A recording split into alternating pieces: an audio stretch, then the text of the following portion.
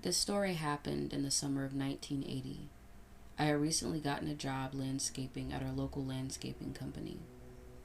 With my father getting older, he wasn't able to keep up with yard work like he used to. So after work, I would normally make my way over to the house and see if I could find something to do that helped him out, be it yard work or even stuff around the house. That day, I got off work early because of a bad thunderstorm kicking up, but either way, I still intended on seeing my father. So I drove to his house, and right as I got there, it started pouring. I made it into the house before I could get too wet, and spent time with my dad helping him out around the house and catching up. As it got a little darker, my dad mentioned that he had seen a huge snake in our shed out back. We had it converted into a shop for him, and on his good days, when he felt good enough, he would do some light woodworking. I encouraged him as much as possible to be on his feet when he was able. How he described the snake, it worried me if he ever came across it on his own. It'd gotten darker outside, but it was still light enough for me to see, so I made my way to my dad's shop, which was a few yards away from the house. I grabbed a pair of long garden shears that my dad had left on the back porch and entered the shop. I flicked the lights on. Everything was in its normal place. Nothing appeared out of order, and most of all, I didn't see any snake. I started looking around, banging and drumming on things to see if anything would slither out. It didn't feel like I was in there long, but when I turned around and looked out the door, it had gotten exceedingly darker than it was when I first walked out there. I stayed a couple minutes more looking around, hoping to find the snake. I didn't want to leave until I was sure enough I'd either caught it or scared it away, but I wasn't seeing anything. To make matters worse, it started pouring again. I looked around a little longer and turned back to the shop door again, dreading the thought of having to run through the rain toward the house. But then I saw a figure standing just a couple feet away from our property. It was still light enough that I could make out their silhouette, but I couldn't make out anything else. The light from the shop only illuminated the open doorway. I took a step back, squinting my eyes to see if I was seeing things right. It hadn't moved, so I took a couple steps towards the door, flicking off the light to see if I could see it better. It moved slightly to the right, but then I noticed that the figure began to get bigger as it was moving directly toward me. I could hear ragged breathing, and before I could react, whoever it was slammed into me. I felt a sharp pain in my side, and I started swinging blindly, managing to get whoever it was off me pretty quickly. And as I stumbled away, I broke into a sprint back to the house without looking back. I could hear whoever it was shriek at me. It was something unintelligible. With the rain coming down so hard, it was difficult for me to make it to the house, but I was at least able to make it to the back porch. I yelled for my father before I rounded the corner, scrambling up the steps and meeting him at the door. I slammed it shut. It was pouring now, and I shushed my father to see if I could hear anything, but the rain was too loud, and from what I could tell, the person had gone. I ran around the house making sure all the windows and doors were locked, while my father called the police. I hadn't noticed either due to my adrenaline or fear, but sometime during the attack, I'd been stabbed. The entire time I felt so bad for my dad. I'd never seen him look so afraid, yet he was holding it together for me, and thankfully I wasn't losing that much blood. The police said that they would try to get to the house as soon as they could, but with low visibility in the rain, they might be a while. My father kept a shotgun under his bed, so I asked him to get it while we sat at the dining room table, waiting for the police. While we waited, I recounted the events, and before I could get to the end of my story, I heard something crash through one of the front room windows. I ran around the corner and saw the garden shears that I had taken with me to the shop before. We waited till the police came and I explained everything. They told me that they would file a report since they didn't have anything to go off of. Not a face, weapon, or a shred of physical evidence. There was not much that could be done. Either way, whoever it was, I sincerely hope the person gets the help they need. I shared a room with my two sisters. On that day, we all decided to take on doing chores around the house. My oldest sister chose the dishes, my youngest the laundry, and me the bathroom. We all started on each chore, me making my way to the bathroom. Our bathroom had two entryways, one that led into my sister's room and the other to my brother's. Directly outside our room was the kitchen, and to the right, the dining room, which was directly in front of my brother's room. I had all the doors open to air out each room, and since the bathroom didn't have any windows, I didn't want to be stuck in there with all of the cleaning fumes. The way the bathroom was set up was the sink was directly in the middle between both doors, with the shower and toilet on the back wall.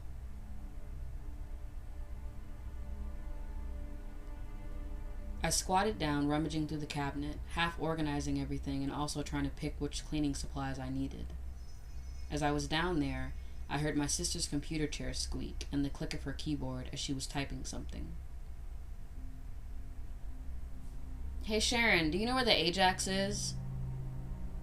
No answer. "Hello," I said, as I still heard her typing. I began to get aggravated as I stood up, assuming that she was just ignoring me. And just as I was about to say something else, I saw her, through the open door, standing in the kitchen. "Sharon?" I called shakily. She turned around, dishes in a rag in hand. "What?" "Were you just in here?" I asked. "No," she said. "I've been here washing the dishes for the past 10 minutes.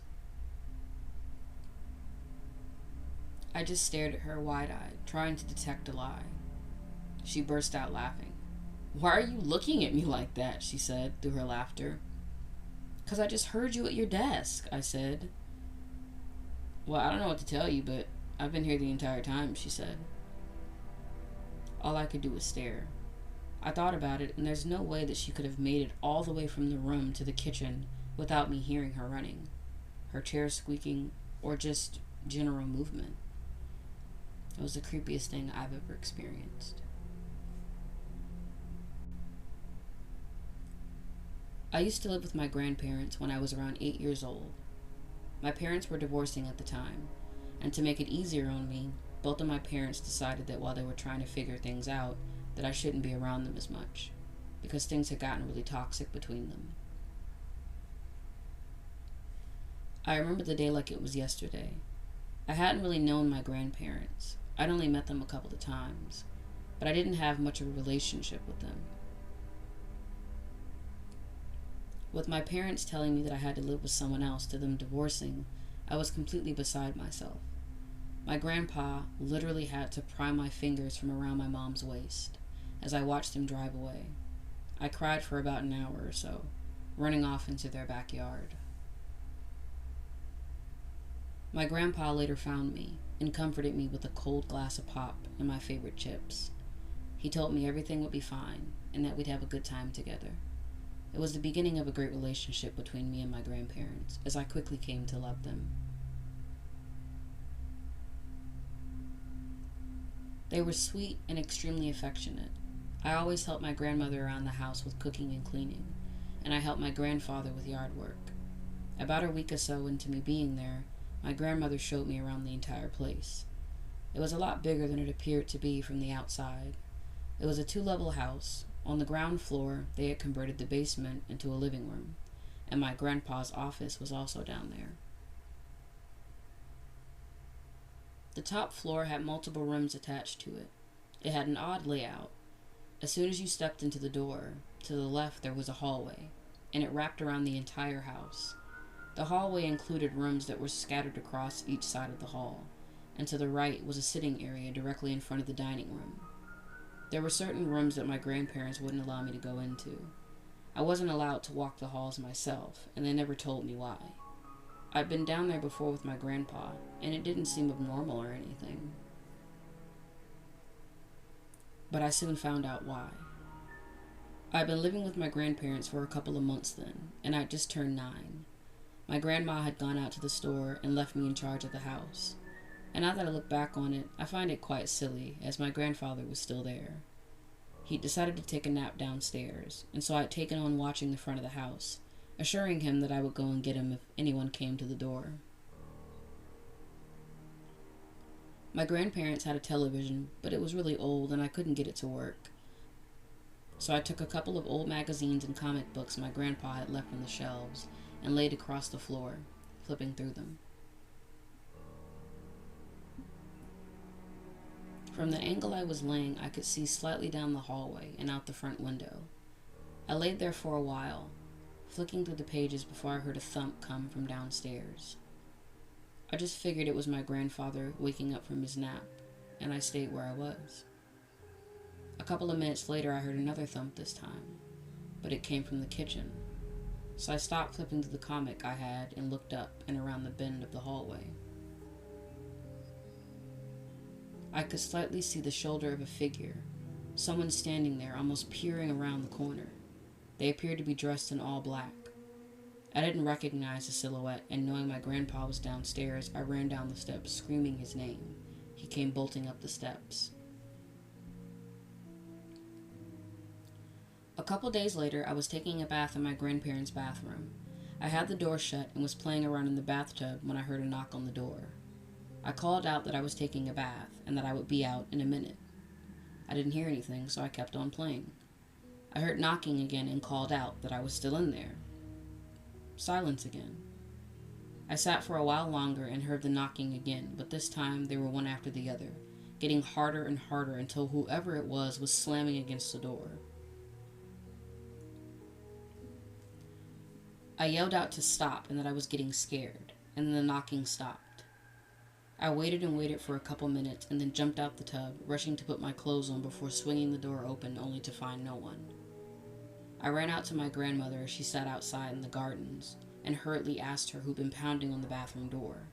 I was in tears by the time I had gotten to her. She comforted me with concern, telling me that she'd been in the garden the entire time and that my grandfather had gone to the post office. I didn't understand how any of that was possible, and I broke down, telling her again what happened that day with me and my grandfather, and the thumps I had heard. She took me back into the house and made me a cup of cocoa, and as I sipped it, she explained to me that sometimes there were things that would happen in the house that were unexplainable. She explained to me what a spirit was, and what a ghost was, saying that there are not only humans that walk amongst this world, that some were friendly, but others were meant to do harm or to hurt you. What she told me sent a chill up my spine. Then she explained to me how to tell if I was in the presence of a good ghost versus a bad ghost. She explained to me that there would be a distinguishable difference. If something happened and I didn't feel much or anything at all, she said that I was in the presence of a good or neutral spirit. But if I felt extremely afraid or sick, that I was in the presence of a negative spirit, and to get as far away from wherever I was as possible. The whole situation really scared me, and even though my parents were having issues, I thought about asking to move back in with them. I love my grandparents, but the amount of information that my grandmother gave me in that amount of time made my head spin. I didn't trust myself to know well enough to identify it. With my parents still trying to find separate households and settling the divorce, I knew that leaving wasn't an option. After the last incident, nothing really happened for about another month or so. But just as I thought that everything was okay, things got a lot worse. It was a regular day, and my grandmother was out in the garden again. I had just come in from helping her, and I grabbed a glass of water when I heard my grandpa call me from downstairs.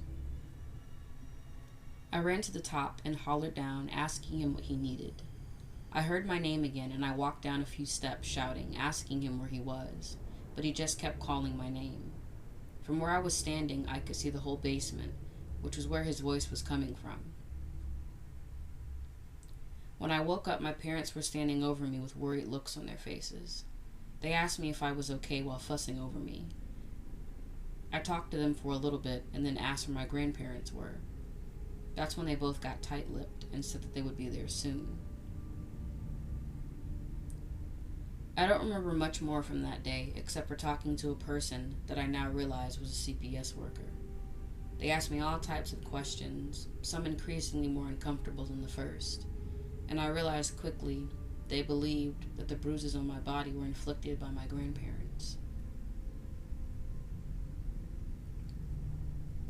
I understand that some people don't believe in ghosts or spirits, but I know my grandfather or grandmother would have never done anything like that to me. I had a huge bruise in the middle of my back, which thankfully helped rule out if my grandparents had hit me. The blemish was way too big to be a fist or even a shoe. When I fell down the stairs, I knocked out a couple of my teeth and bruised my forehead and underneath my eye. After that, my grandparents and my parents' relationship became really strained.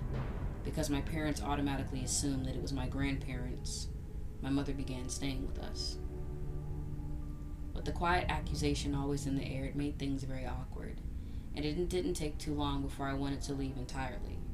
With my mother not allowing me to spend as much time with them, everything was very strained. I stayed there with my grandparents and now my mother for about a week, and after that, we moved into an apartment on the other side of town. Afterwards, I didn't get to see my grandparents much. As I said before, I understand that not a lot of people believe in ghosts or spirits, but to believe that my grandparents would have ever harmed me, that assumption has always made me angry, even after I had countless arguments and conversations with both of my parents about it. Sadly, my grandmother passed away a couple of months after we moved out. Her health has slowly been declining, and truthfully, it makes me resent my parents to this day for not being able to see her before she died. After that, my parents allowed me over to see my grandfather, and as I stayed with him a couple of weeks out the month to help him with whatever he needed, I still experienced a couple of things in the house afterward. I resented whatever it was for causing a situation like that, but being focused so much on my grandfather and being there for him took up most of my time. I have more stories to tell about the house, but that situation was by far one of the worst ones. Rest easy, Grandma.